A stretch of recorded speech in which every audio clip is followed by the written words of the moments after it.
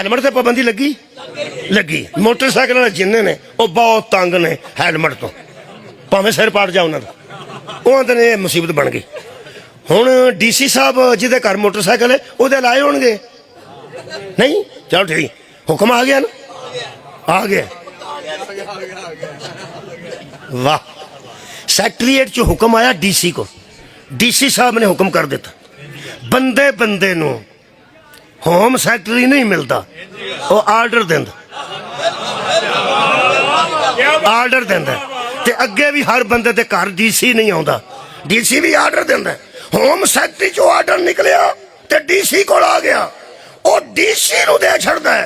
DC जाने ते आवाम जाने, ਇਹਦਾ मतलब है अहकामात किसी एक के पास आते हैं, पूरी दुनिया में इस्तेमाल होते हैं। अगर फरिश्ते इस रात में आते हैं तो मैं ये दसन आया कि तनज़्ज़लुल मलाइकातु,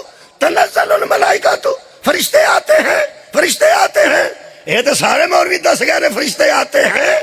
असां बार मर्चां, असां बार लाइटां इस वास्ते लाइया ने कि असी दसीए कि वो कहाँ आते हैं।